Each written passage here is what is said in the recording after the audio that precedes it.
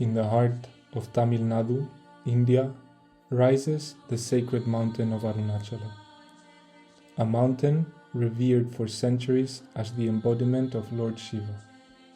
But for Sri Ramana Maharshi, Arunachala was more than just a physical form. It was the still, silent presence of the divine, residing not only in the mountain, but within the hearts of all beings. Born as Venkataraman in 1879, Ramana was an ordinary boy with little interest in religion.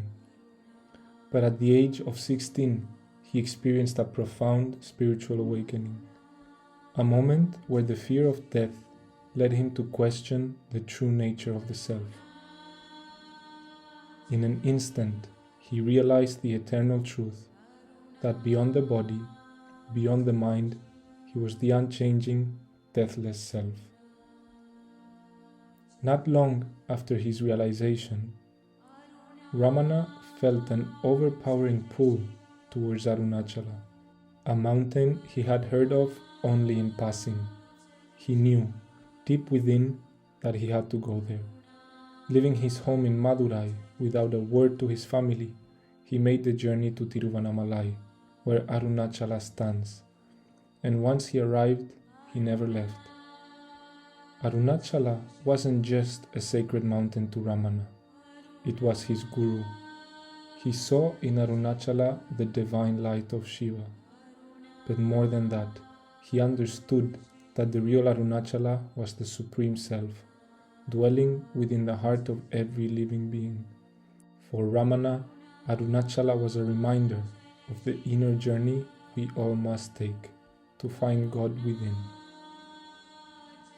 From the moment he arrived at Arunachala, Ramana Maharshi lived a life of deep silence and contemplation. He spent years meditating in caves around the mountain, lost in the stillness of the self. Devotees began to gather, drawn by his presence and the peace that seemed to radiate from him.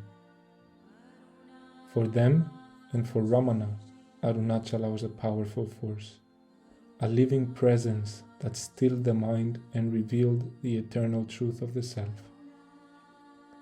In time, Ramana's family sought him out. His mother, Alagamal, came to Tiruvannamalai, pleading for him to return home.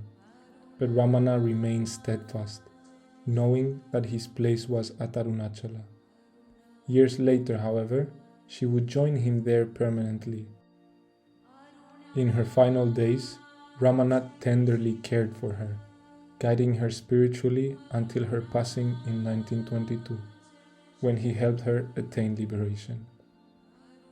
As the years passed, a simple ashram formed around Ramana, with Arunachala always standing as its silent guardian. Ramana's teachings were simple yet profound. He emphasized the practice of self-inquiry, the question, "Who am I?"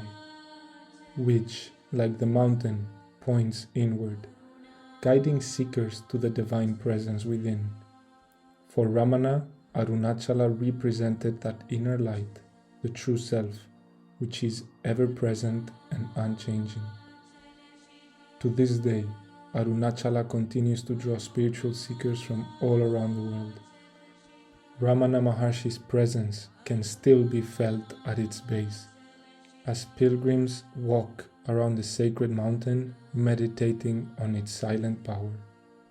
But the real Arunachala, as Ramana taught, is not just the mountain, it is the eternal God within, the stillness of the self that resides in each of us.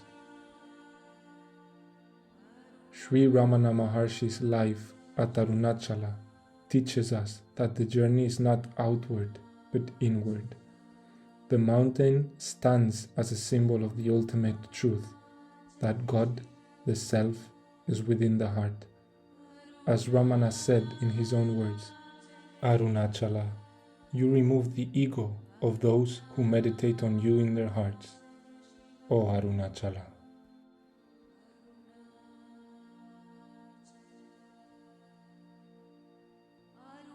Thank you all for watching. Hope you enjoyed. Sending much love and blessings. Bye bye. Until next time.